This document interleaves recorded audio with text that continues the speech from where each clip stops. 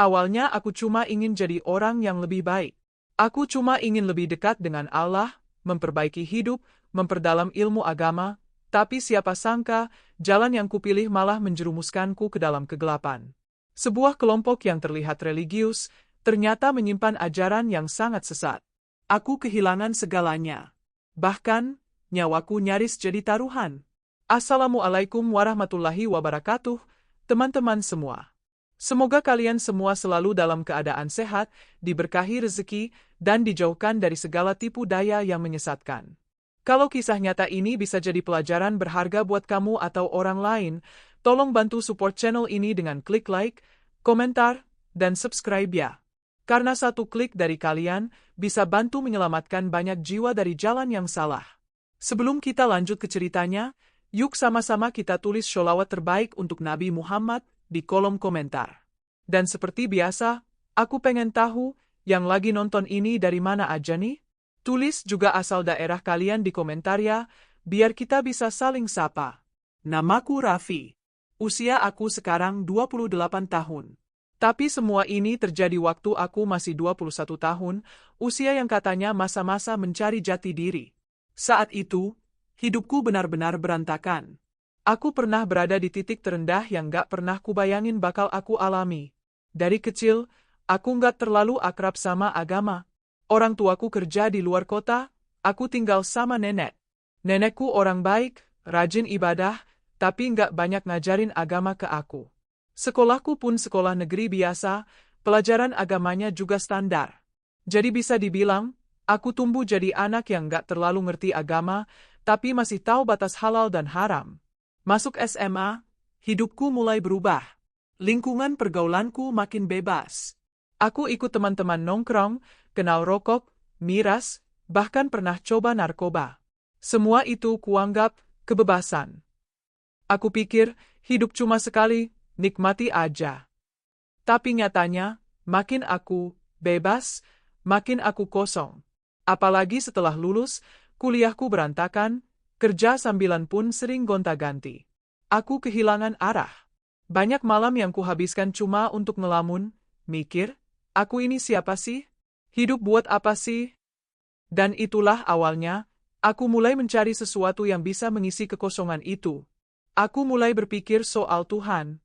Sampai suatu hari, aku ketemu seorang teman lama waktu di warnet. Namanya Denny. Dulu dia sama liar dan brutalnya kayak aku. Tapi pas aku ketemu dia hari itu, penampilannya udah beda banget. Dia berjanggut, pakai gamis, kopiah, dan wajahnya kelihatan adem. Dia menyapaku dengan ramah, ngajak ngobrol, dan tiba-tiba aja bilang, "Bro, kalau lo lagi nyari kedamaian, ikut gue ke tempat pengajian. Lo bakal ngerasa tenang. Lo akan nemuin arah hidup lo." Awalnya aku ragu. Tapi karena aku emang lagi labil, aku pikir, kenapa enggak? Mungkin ini petunjuk dari Tuhan. Akhirnya malam itu aku ikut dia ke sebuah rumah di pinggiran kota. Di sana ada sekelompok orang, duduk melingkar, semua berpakaian Islami. Ada yang senyum-senyum hangat, ada yang sibuk berzikir. Suasananya hening, tapi damai. Pemimpin mereka yang mereka panggil, Abah, seorang pria tua dengan sorot mata tajam tapi teduh. Dia langsung menyambutku, menepuk pundakku, dan bilang, "Selamat datang, anak muda. Allah sudah memilihmu." Kalimat itu langsung bikin bulu kuduku merinding. Aku merasa spesial, merasa diterima, merasa seolah inilah rumah yang selama ini kucari. Hari demi hari, aku makin rutin ikut kumpulan itu. Setiap malam ada kajian, tadarusan, dan zikir bersama. Tapi yang paling bikin aku nyaman adalah sikap mereka. Ramah, sopan, saling bantu. Kalau aku butuh uang makan, mereka patungan buat bantu. Kalau aku sakit, mereka antar ke klinik dan jagain. Rasanya kayak punya keluarga baru. Aku mulai rajin sholat 5 waktu, ngaji, bahkan ikut puasa sunnah. Aku merasa hidupku mulai berubah. Akhirnya aku merasa bernilai dan berguna. Tapi pelan-pelan, semuanya mulai terasa aneh. Mereka mulai mengatur hidupku. Awalnya hanya anjuran, lama-lama jadi perintah. Misalnya, mereka melarangku mendengar musik, meskipun hanya instrumen. Itu makanan setan, kata mereka. Lalu aku diminta menghapus semua foto keluarga di HP-ku. Katanya, foto itu haram, itu menyimpan ruh. Aku pun disuruh blokir nomor ibu dan ayahku. Mereka belum hijrah, mereka bisa merusak imanmu. Saat aku protes, Abah berkata, kalau kamu cinta Allah, kamu harus tinggalkan semua yang membuatmu lalai. Termasuk keluarga. Aku bimbang. Tapi karena aku sudah terlalu dalam, aku menurut. Aku pikir, mungkin ini bagian dari ujian iman. Setelah beberapa minggu, aku mulai melihat sisi lain dari kelompok itu. Mereka menyebut semua orang di luar kelompok sebagai orang kafir, bahkan yang sholat sekalipun. Mereka bilang hanya mereka yang akan masuk surga. Di luar kita adalah orang-orang sesat. Mereka akan masuk neraka, kata salah satu ustadznya. Aku mulai tidak nyaman. Tapi aku takut bicara. Karena setiap kali ada anggota yang mempertanyakan sesuatu, dia langsung dimarahi, dipermalukan, dan bahkan dikucilkan. Aku jadi belajar untuk diam dan menahan logikaku sendiri. Pernah suatu malam, aku bertanya soal dalil dari salah satu ajaran mereka. Aku bilang, maaf, Abah, saya belum nemu dalilnya di Quran dan hadis, boleh dijelasin. Tapi jawaban Abah membuatku gemetar. Kamu jangan pakai logika. Gunakan iman. Orang yang pakai logika, itu bisikan setan. Kalau kamu terus bertanya, berarti imanmu lemah. Malam itu aku nggak bisa tidur. Aku merasa bersalah karena bertanya. Tapi di sisi lain, hatiku berontak. Bukankah dalam Islam, kita disuruh mencari ilmu? Bukankah bertanya itu bagian dari belajar? Tapi karena aku sudah terlalu dalam di sana, aku tetap bertahan. Aku takut dianggap murtad. Takut dikutuk. Takut kehilangan keluarga baru yang sudah menerimaku saat aku terpuruk. Hari-hari berikutnya, aku mulai menjauh dari semua hal duniawi. Tidak main media sosial. Tidak komunikasi dengan siapa-siapa. Hidupku hanya seputar mereka. Aku sudah tak lagi mengenal siapa diriku yang dulu. Aku merasa seperti robot, mengikuti semua perintah tanpa bertanya. Aku bahkan ingat, suatu malam aku bermimpi buruk. Dalam mimpi itu, aku terjebak di ruangan gelap, dan ada suara yang terus berkata, kamu bukan sedang menuju Tuhan, kamu sedang tersesat. Aku bangun dengan keringat dingin. Tapi aku buang jauh-jauh pikiran itu. Ini godaan setan, kataku dalam hati. Dan aku teruskan hidup seperti biasa.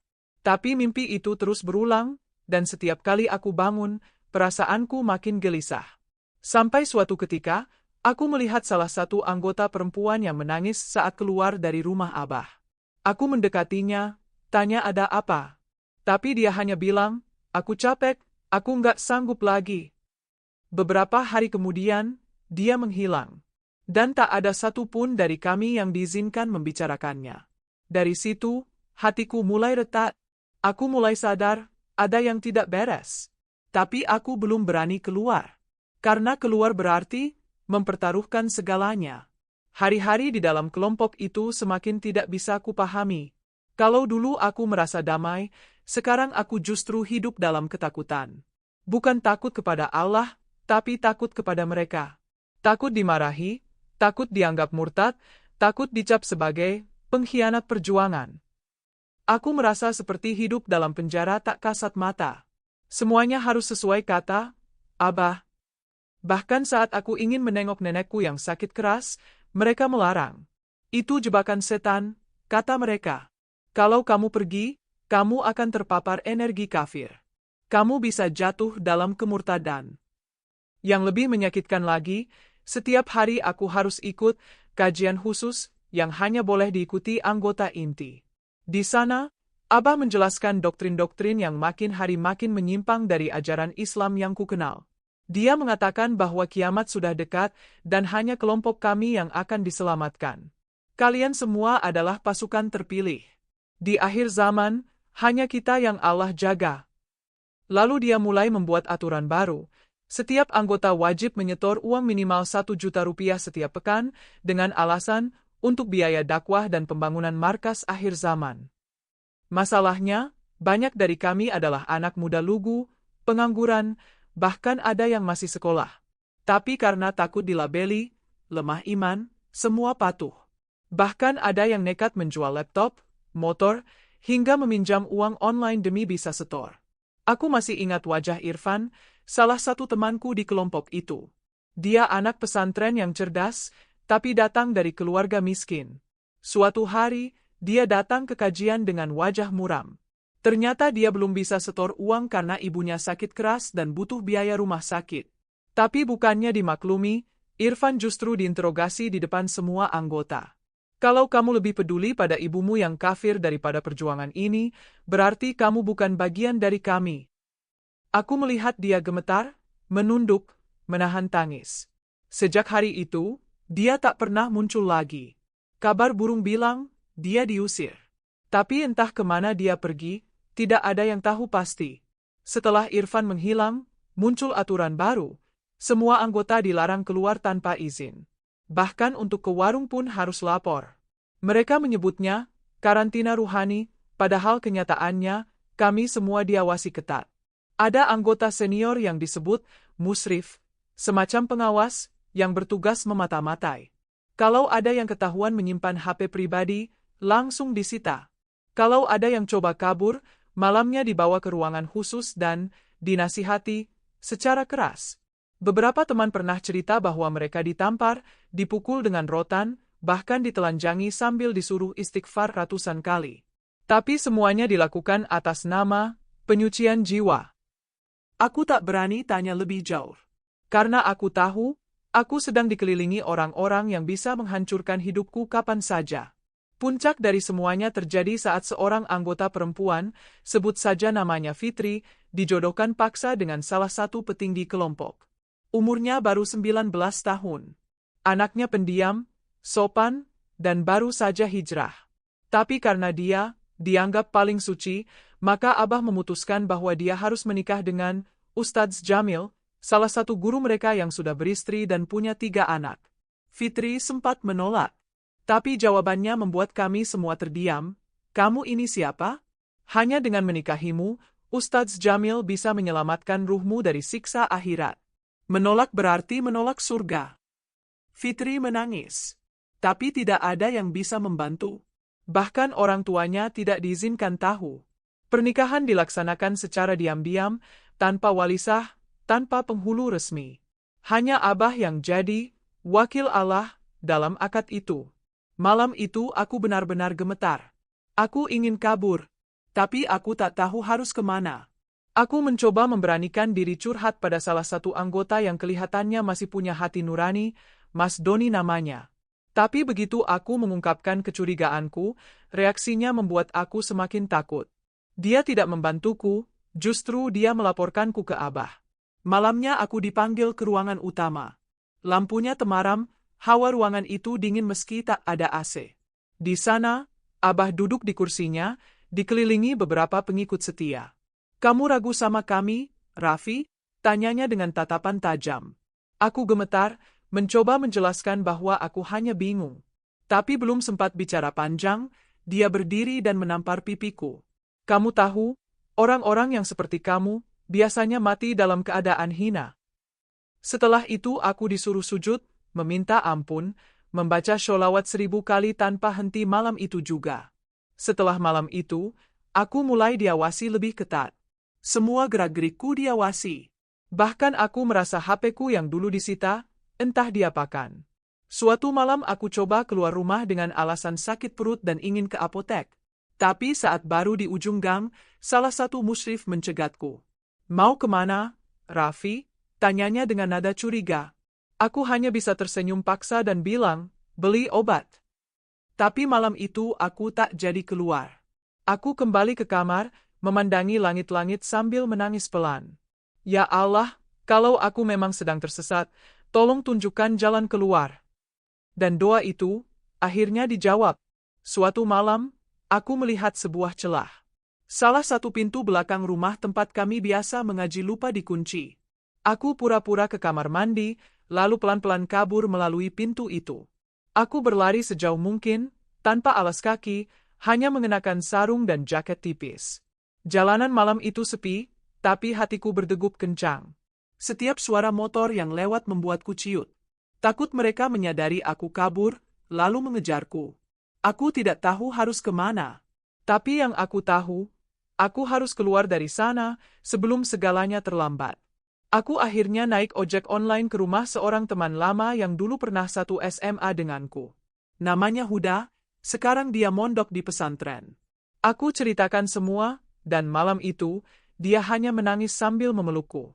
Kamu udah disihir, Raf, kamu butuh ruqyah. Tapi yang paling penting, kamu butuh pelukan dan kasih sayang yang benar. Malam ketika aku kabur dari kelompok itu menjadi titik balik dalam hidupku. Untuk pertama kalinya dalam 2 tahun terakhir, aku bisa tidur tanpa rasa takut, tanpa harus mengintip siapa yang mengawasi gerak-gerikku, tanpa ancaman rotan, dan tanpa caci maki atas nama agama.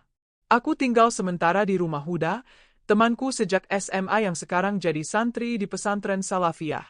Selama 2 pekan pertama, aku seperti mayat hidup.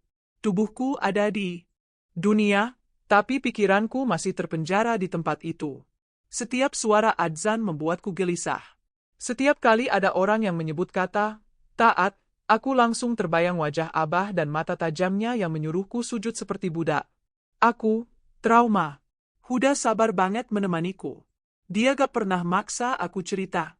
Dia cuma ngajak aku makan, ngajak ngobrol tentang bola, kadang ngajak nonton ceramah-ceramah ringan dari ustadz-ustadz yang adem. Tanpa paksaan, tanpa intimidasi. Perlahan hatiku mulai mencair. Aku mulai membuka diri. Suatu malam, aku tumpah. Semua beban yang kutahan selama ini keluar dalam bentuk air mata. Huda, aku merasa najis. Aku pernah menuduh orang tua kafir. Aku pernah menghina orang yang gak ikut kelompok kami. Aku pernah membiarkan Fitri dinikahkan paksa. Aku bagian dari semua itu. Aku kotor, bro. Aku bukan orang baik. Dan malam itu, Huda cuma bilang, lo bukan Tuhan, Raf. Lo manusia. Dan semua manusia bisa salah. Yang bikin lo manusia adalah ketika lo sadar dan mau berubah. Sejak malam itu, Huda mulai mengajakku belajar agama dari nol. Bukan dari tafsir-tafsir ekstrim yang hanya hafal potongan ayat dan hadits, tapi dari dasar.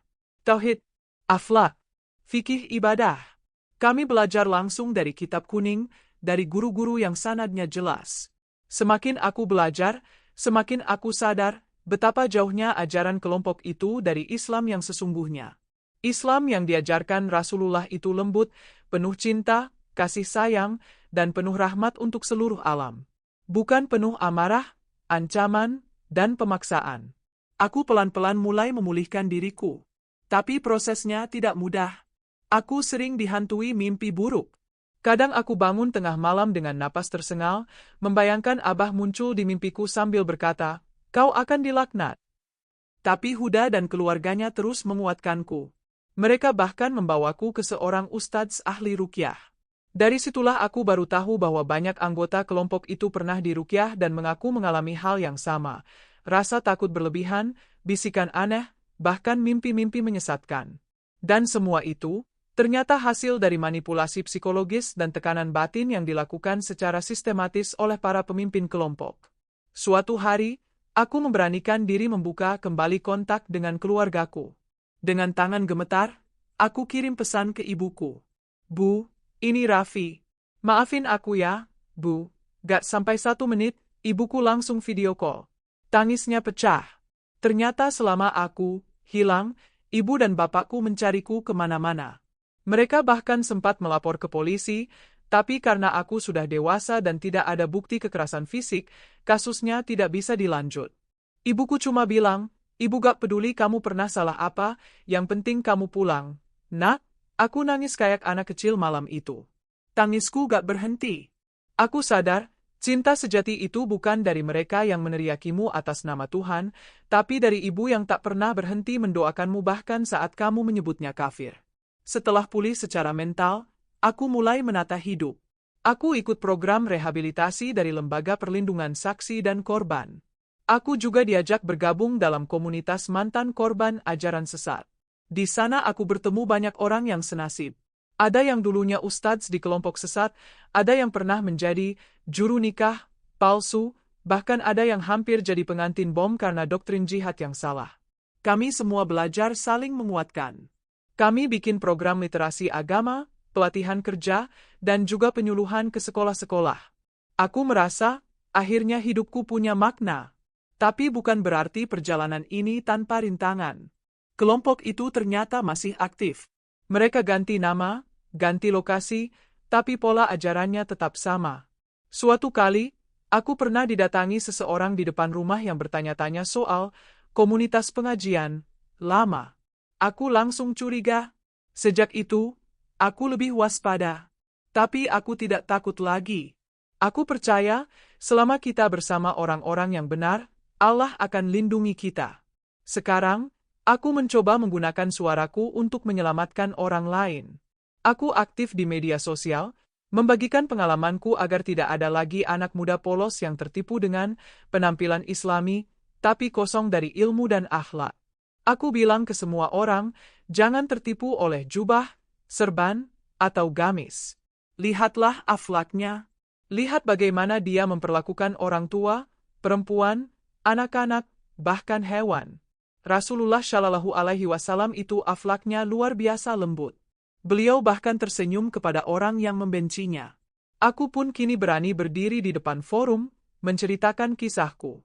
Aku tahu, kisah ini memalukan. Tapi kalau kisah ini bisa menyelamatkan satu orang saja dari jeratan ajaran sesat, maka aku rela membuka aibku. Aku ingin anak-anak muda di luar sana tahu bahwa agama bukan tentang menakuti, bukan tentang menghakimi, tapi tentang menuntun, menyejukkan. Islam bukan agama yang menutup akal, tapi justru memuliakan ilmu. Kini aku sudah kembali ke pangkuan keluarga. Aku ikut kajian di masjid kampung, belajar dari ustadz yang rendah hati, bukan dari orang yang mengaku-ngaku wakil Tuhan. Aku juga sedang belajar menghafal Al-Quran pelan-pelan. Aku tahu perjalanan ini masih panjang, dan aku tidak bisa menghapus masa laluku. Tapi yang pasti, aku tidak ingin kembali ke kegelapan itu. Cukup sekali aku terperangkap, dan kini, aku ingin jadi lentera bagi orang lain yang sedang mencari cahaya. Sahabat semua, kisah ini adalah pelajaran besar. Bahwa niat baik belum tentu membawamu ke tempat yang baik, kalau kamu tidak berhati-hati memilih jalan. Jangan pernah tinggalkan akal dan ilmu dalam mencari kebenaran. Jangan percaya pada manusia yang merasa paling suci, paling benar, dan mudah mengkafirkan orang lain. Karena sejatinya, ajaran yang benar adalah yang membawa kedamaian, bukan ketakutan. Jangan lupa share kisah ini ke teman-teman kalian, semoga tidak ada lagi yang jadi korban seperti aku.